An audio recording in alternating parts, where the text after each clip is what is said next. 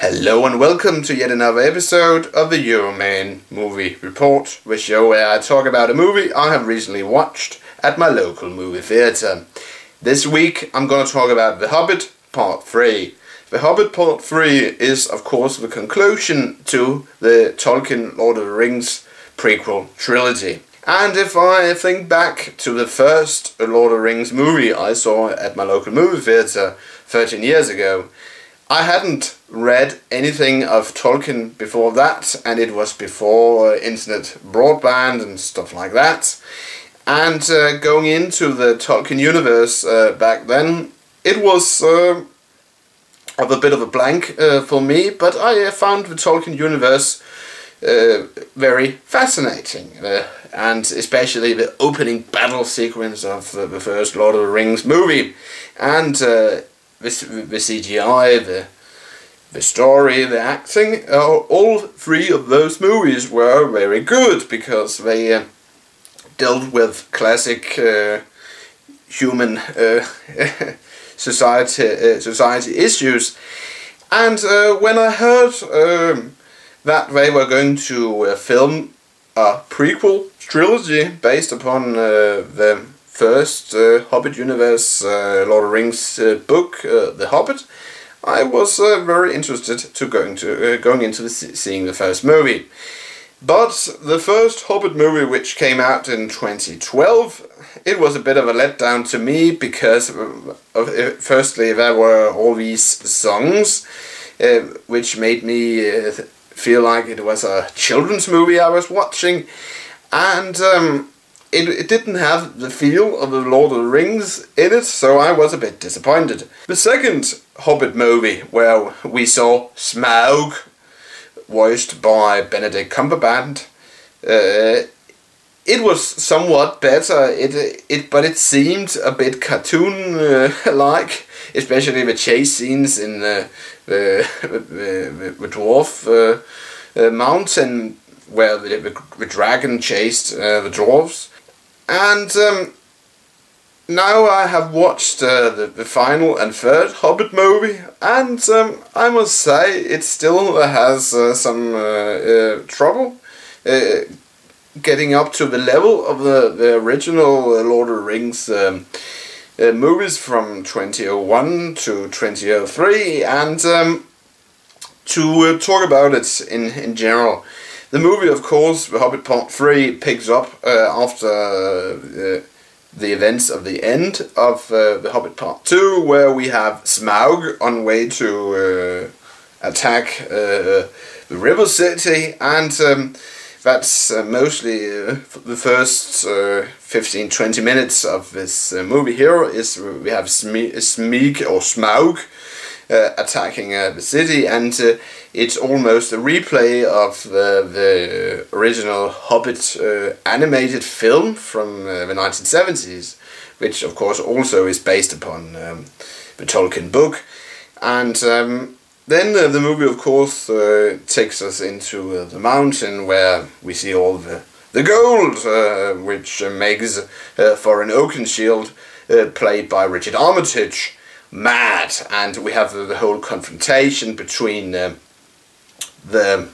where we have the dwarves and the elves and the humans, and but the whole progress of The Hobbit Part 3, it was a bit of a mess in my opinion, because in the first part of the film, we have this fight scene at this castle ruin between the princess from the original, the elf princess from the original Lord of the Rings trilogy, and you know, played by that Australian, New Zealand actress Kate Blanchett, and when we have a short cameo by Hugo Weaving as the elf prince, and then we have Saruman played by Christopher Lee. This whole fight scene where we have those evil ghosts of those human kings we hear about in I think it's those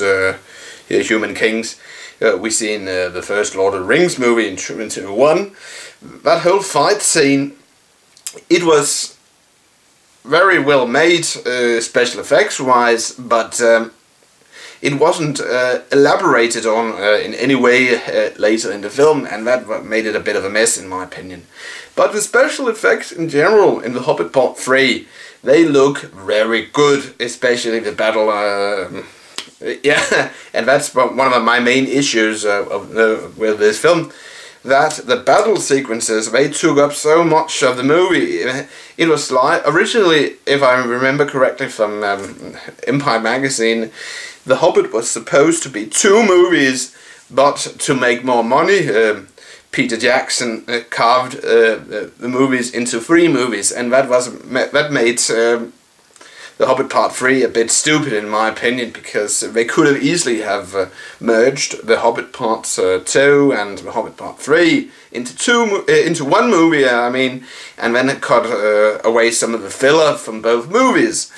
And another issue with The Hobbit Part 3 was, of course, that they, at the end of the film, they had to ram in a reference to the original Lord of the Rings trilogy, and that was, it seems, yeah, they desperately needed to show that The Hobbit and Lord of the Rings are connected. And I have heard from someone who has read the books that there isn't this connection between The Hobbit and the Lord of the Rings trilogy in the books, so I guess it's something that the script writers made.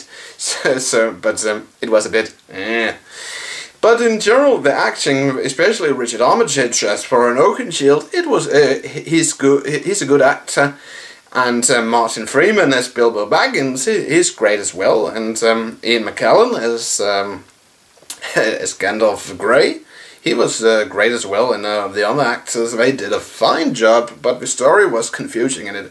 And of course, Christopher Lee, it was cool to see him once again playing Sauron.